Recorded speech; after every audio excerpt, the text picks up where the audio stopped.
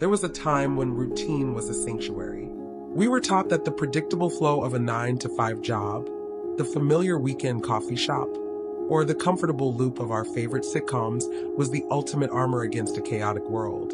Yet what happens when the chaos isn't outside the walls, but built into the very foundation of the state? When a country slides into the grip of fascism marked by extreme unfairness, institutional betrayal, and the systematic erosion of justice, our once beloved routines stop acting as armor.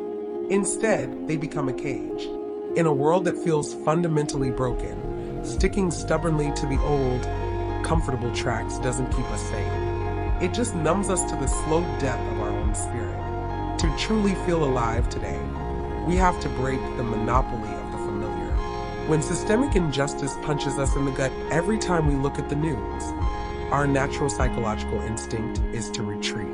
We pull the blankets of our old habits over our heads. We tell ourselves that if we just focus on our immediate, predictable surroundings, we can control something. Fascism thrives on this exact retreat. It relies on the exhausted citizen shrinking their world down to a manageable size, choosing the quiet comfort of the known over the disruptive energy of the new. When we let familiarity dominate our lives during times of political betrayal, our daily rituals cease to be grounding. They become a form of complicity with our own despair.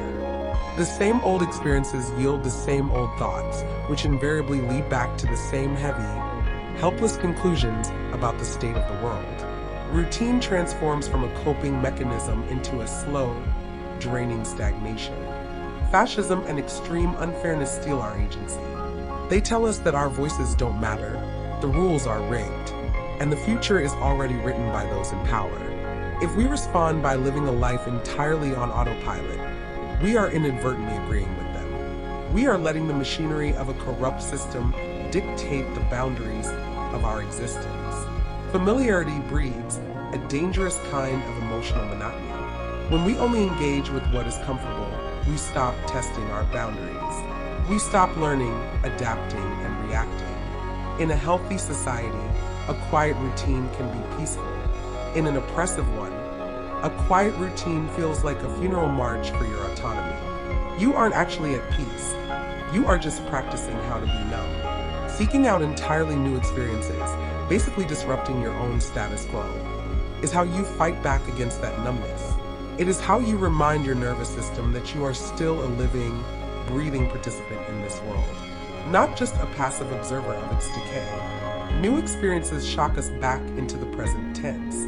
They demand our attention, force our brains to forge new neural pathways, and reignite a sense of wonder or challenge that a broken political system tries so hard to extinguish. Reclaiming your vitality through the unfamiliar doesn't mean you have to ignore the reality of your country. Rather, it means you are actively refusing to let that reality hollow you out. New experiences can look like disrupting your consumption, which is intentionally learning a completely unrelated, difficult skill that forces your brain to struggle and grow. Disrupting your geography, which is stepping outside your usual physical boundaries, exploring spaces, communities, or landscapes you've never encountered. Or disrupting your community, which is seeking out new subcultures, conversations, and perspectives that break the echo chamber of collective grief. To seek the unfamiliar during a time of national betrayal is an act of defiance.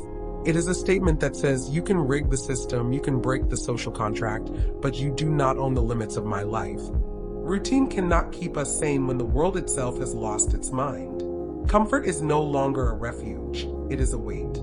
If we want to survive with our humanity and our spirits intact, we have to be willing to step off the well-worn path. We must court the unknown, embrace the discomfort of the new, and remember what it feels like to be startled, amazed, and fully awake.